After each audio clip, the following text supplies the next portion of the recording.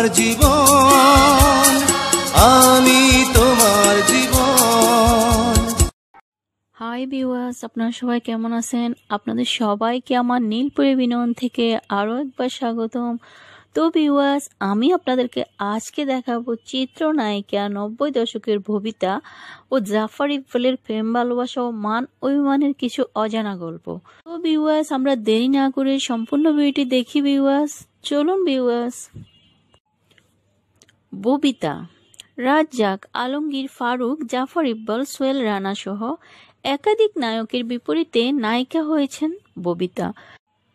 সবার সঙ্গে ছবি হিট কম বেশি হয়েছে।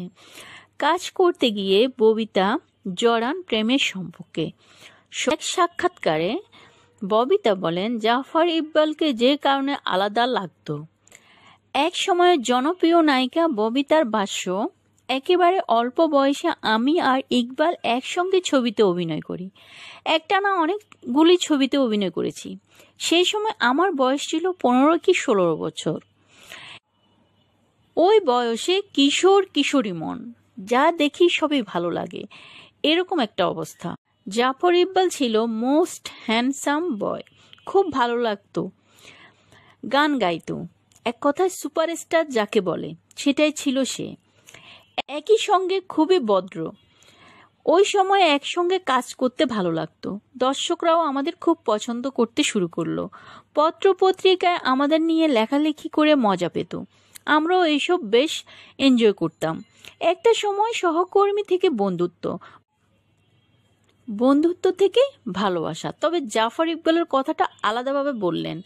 তার মতে সবকিছু মিলিয়ে ইকবাল ছিল সত্যিকারের হিরো। তিনি বললেন, কিছু শিল্পীর অভিনয় খুব ভালো থাকে, কিছু অভিনয় শিল্পী আবার অন্য গুণ থাকে, কিন্তু ইকবালকে আমার সবকিছু মিলিয়ে ভালো লাগতো। কমপ্লিট প্যাকেজ ছিল, অনেক গুণে গুণান্বিত। ওই সময় আমাদের বয়সও কম ছিল। শুটিংয়ের বাইরে ইকবালের সঙ্গ ভালো লাগতো, কারণ গিটার বাজিয়ে গান শেখাতো। এই গান শেখানোর বিষয়টি আমার বেশ ভালো লাগতো। এমনটা আমার সঙ্গে অন্য কোনো নায়কের ঘটেনি। সাংবাদিকের এক প্রশ্নে বলেন, সাংবাদিক এমনটি জিজ্ঞাসা করেছিল, অনেকে বলে আপনার সঙ্গে প্রেমের সম্পর্ক ছিল জাফর ইকবালের, তো প্রেমটা ভাঙার কারণ কি ছিল যদি বলতেন। তিনি তার উত্তরে এভাবে বলেন, ভাঙার কারণে জাফর ইকবালের জীবনটা বিধ্বস্ত হয়েছিল, এটা কি সত্য? এমন প্রসঙ্গ উঠতে ববিতা বলেন, এটা ভুল কথা। আমার কমিটমেন্ট থাকলে বিয়ে করতাম। আমরা কোনোদিন বিয়ের ব্যাপারে ভাবিনি। আমাদের সম্পর্ক ছিল মানুষের বন্ধুত্ব হয়, ভালো লাগা হয়, প্রেম হয়, হলে কি বিয়ে করতে হয়? রাজ কাপুর কি নার্গিসকে বিয়ে করেছিল? অমিতাভের সঙ্গে কি রেখার বিয়ে হয়েছিল? এটা এরকমভাবে বলা যায় না। তবে আমাকে ইকবাল সবসময় ভীষণ শ্রদ্ধা করত। ভালোবাসার পাশাপাশি শ্রদ্ধাটা আমার বেশি ভালো লাগতো। আমার আগেই কিন্তু ইকবালের বিয়ে হয়ে গেল, এরপর বাচ্চা হলো, ওদের স্বামী স্ত্রীর বিচ্ছেদ হয়, দুজনের সংসারে খুবই অশান্তি ছিল, এরপরও আমার বিয়ে হয়।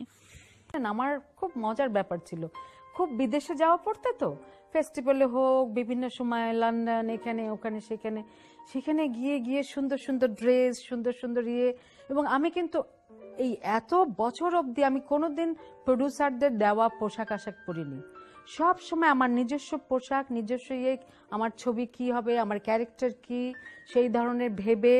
এমনকি আরো অবাক হবেন, আমার সঙ্গে যে কোয়ার্টিস্ট থাকবে, যাতে সেই মাঝখানে আমি জাফর ইকবালের অনেক সুন্দর সুন্দর ছবি আমরা করেছি, খুব রোম্যান্টিক ছবি, খুব তো আমি এরকমও করেছি যে যখন হয়তো বিদেশে কোথাও গেছি, আচ্ছা আমি যদি কোনো মডার্ন ছবি থাকে সেটাতে আমি এই ধরনের ড্রেস পরবো সেটা, এবং শুধু তাই নয়, আমার নায়ক কি পরবে, আমি একা পরবো আর নায়ক ভালো কিছু পরবে না বা ভালো কিছু দিল না প্রডিউসার, তাহলে তো ভালো লাগবে না।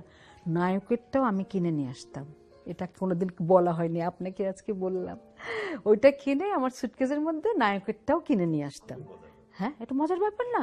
আমার নায়ক পড়বে, ওকেও সুন্দর লাগবে, আমাকেও সুন্দর লাগবে, দুজনের মধ্যে একটা মিল থাকবে।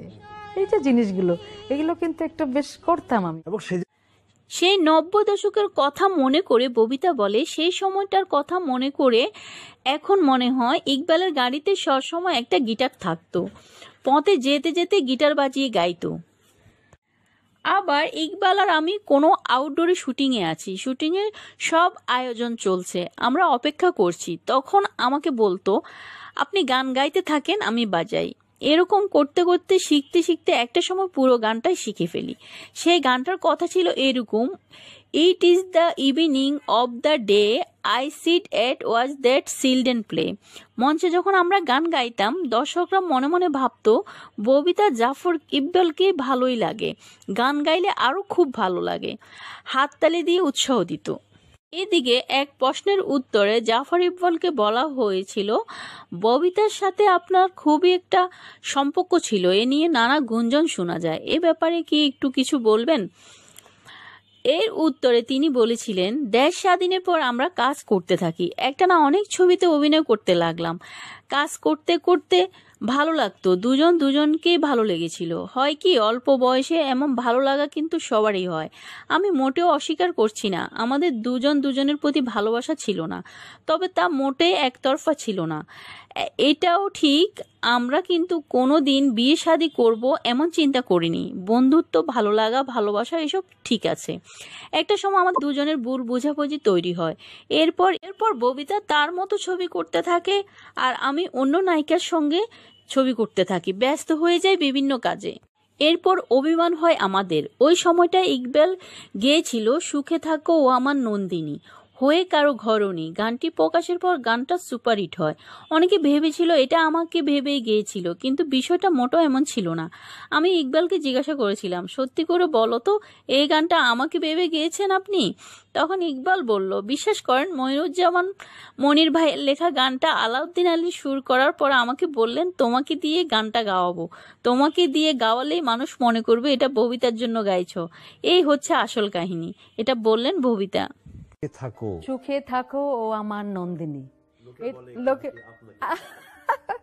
ওটা কি হয়েছে, তখন মোটামুটি সবারই পত্রপত্রিকায় বেশ এগুলো লিখে টিখে মজাই পেত সবাই, ববিতা জাফর ভীষণ প্রেম, হ্যান ত্যান এসে। তো যখন নাকি ইকবালেরও বিয়ে হয়ে গেল, আমারও বিয়ে হয়ে গেল, তারপরে জাফর ইকবাল এই গানটি গেয়েছিল, টিভির কোনো ইয়েতে গেয়েছিল, এবং গানটা সাংঘাতিক পছন্দ করেছিল লোকজন, সুপার সুপার হিট হয়েছিল, এবং প্রত্যেকেরই একটা ধারণা এটা ববিতাকে উদ্দেশ্য করে গেয়েছে। তো আমি তখন ইকবালকে জিজ্ঞেস করলাম, ইকবাল কি খবর, সত্যি কি আমাকে চিন্তা করে গেয়েছেন আপনি? বলে কি বিশ্বাস করেন, আলাউদ্দিন আলী সাহেব বললো যে এটা তুমি গাও, তুমি গাইলে সবাই মনে করবে ববিতা তো এই জন্য, এবং ওই গানটি সুপার সুপার হিট, এখনো কিন্তু সবাই তাই মনে দেখেছি। হৃদয়গত সম্পর্ক যেটা ছিল সেটা একমাত্র জাফরের সাথে ছিল, কারণ ও জাফরের কথা মনে করে এখনো গল্প করতে নিলেই জাফরের কথা ও এক আধ সময়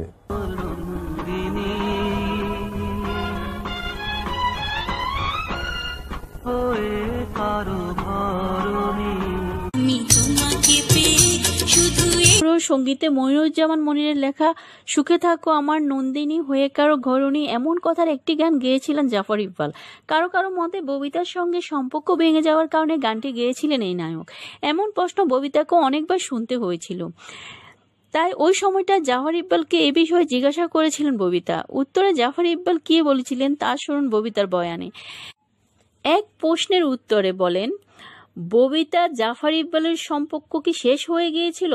ববিতা বলেন, আমাদের সম্পর্ক যে শেষ হয়ে গিয়েছিল তা নয়, শেষের দিকে আমাদের একসঙ্গে ছবি করা কমে গেল।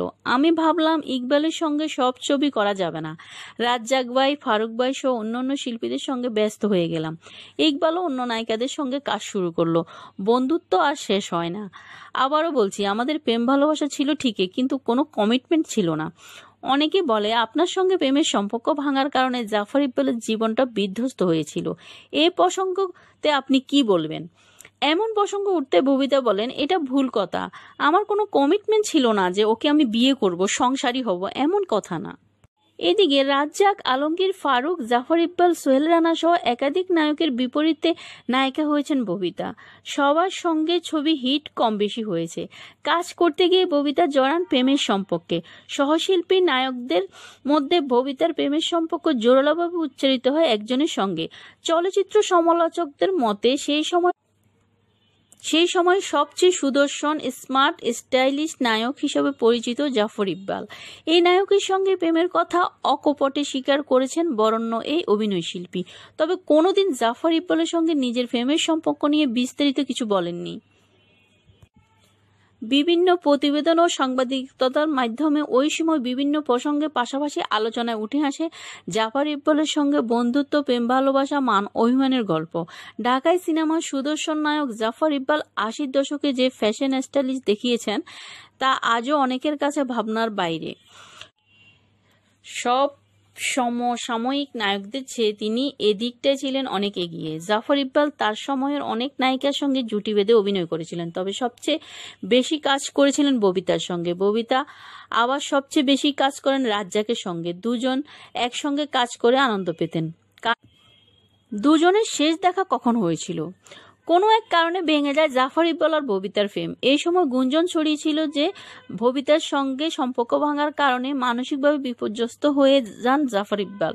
তার পারিবারিক জীবনে প্রভাব পেলে পরবর্তী সময়ে অগোছালো, অনিয়ন্ত্রিত জীবনযাপন ও নানা কারণে ক্যান্সারে আক্রান্ত হন এই নায়ক। 1982 সালে 8 জানুয়ারি তিনি না ফেরার দেশে পাড়ি জমান।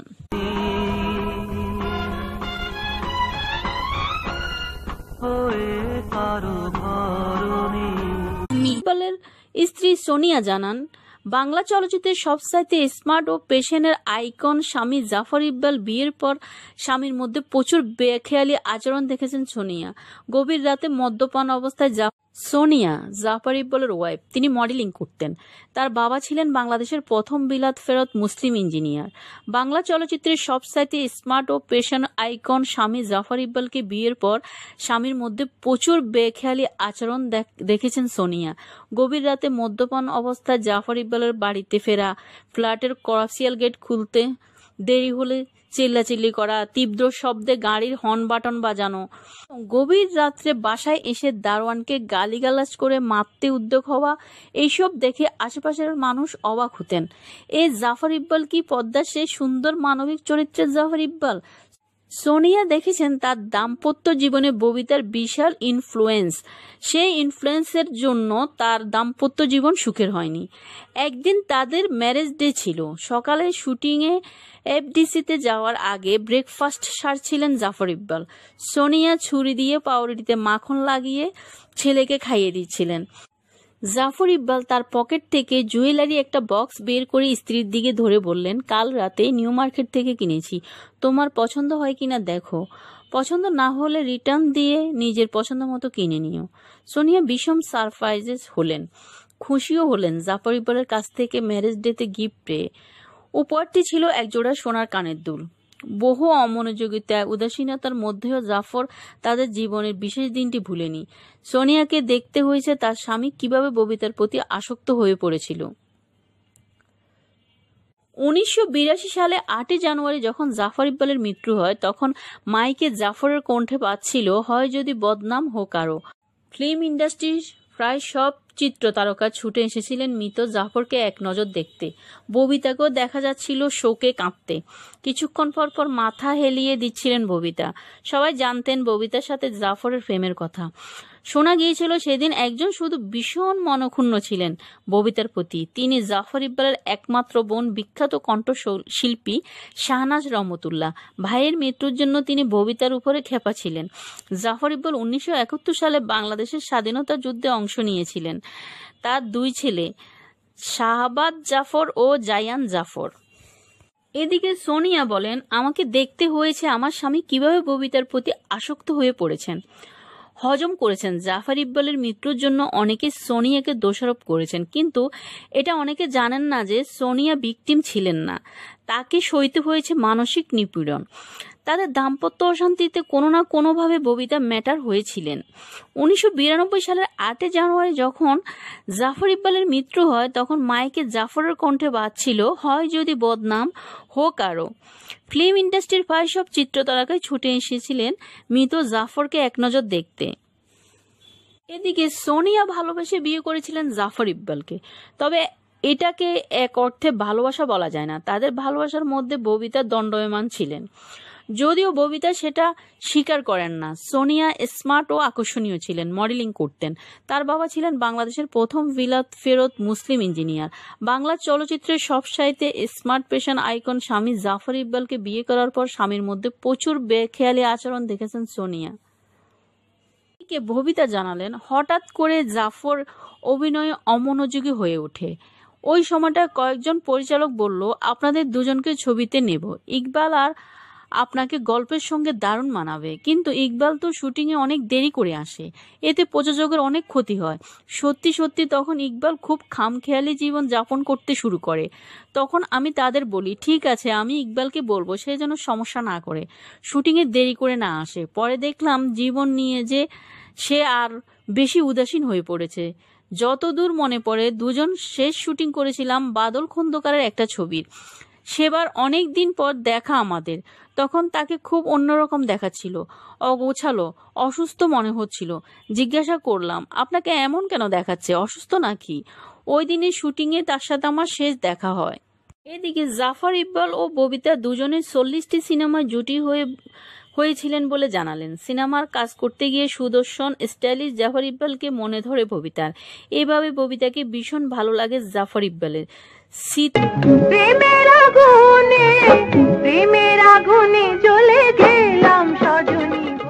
হাঁটতে ববিতা মনে করলেন তাদের দুজনের দেখা এফডিসিতে, শেষ দেখাও সেখানে। যেদিন নিথর দেহের জাফর ইকবালকে শেষবারের মতো এফডিসিতে আনা হয়, সেসব স্মৃতিতে ভর করে বুধবার ববিতা জানালেন, প্রেমের সম্পর্ক থাকলেও দুজনে কখনো বিয়ের কমিটমেন্ট করা হয়নি। ববিতা এও বললেন, একটা সময় আমি ইকবালের উপর খুব হতাশ হতাম, কারণ সে শুটিংয়ে অমনোযোগী হয়ে ওঠে। ওই সময়টা কয়েকজন পরিচালক বলল, আপনাদের দুজনকে ছবিতে নেব, ইকবাল আর আপনাকে গল্পের সঙ্গে দারুণ মানাবে। আপনাদের কি মনে হয়, এলোমেলো হয়ে শেষ বয়সে কি জাফর ইকবাল ববিতার জন্যই অকালে চলে গেল? আমার ভিডিওর কমেন্ট বক্সে কমেন্ট করবেন কিন্তু ভিউয়ার। পিছু তো ফিরে যাওনি, আমিও পিছু ডাকিনি। ভিউয়ার্স, আর আমার ভিডিও যদি ভালো লেগে থাকে প্লিজ আমার চ্যানেলটি সাবস্ক্রাইব করে দেবেন, পাশে থাকা ঘন্টা বাজিয়ে দেবেন, যেন আমার নতুন ভিডিও দেওয়া মাত্রই আপনারা পেয়ে যান। যারা আমার পুরাতন ভিউয়ার্স অলরেডি আমার চ্যানেলটি সাবস্ক্রাইব করেছেন তাদেরকে অসংখ্য অসংখ্য ধন্যবাদ ভিউয়ার্স। তো আপনাদেরই মাঝে ফিরে আসবো বিনোদনের সব নিত্য নতুন ভিডিও নিয়ে নীলপরি বিনোদন থেকে। সে পর্যন্ত আপনাদের সবার ভালো থাকা সুস্থ থাকা কামনা করে আজকের মতো নীলপরি বিনোদন থেকে এখানেই বিদায় নিলাম। আল্লাহ হাফিজ ভিউয়ার্স। আমাদের ভিডিওটি ভালো লাগলে লাইক কমেন্ট করে আপনার মতামত দিন। সাথে থাকার জন্য সাবস্ক্রাইব করুন এবং বেল বাটনটিতে ক্লিক করুন।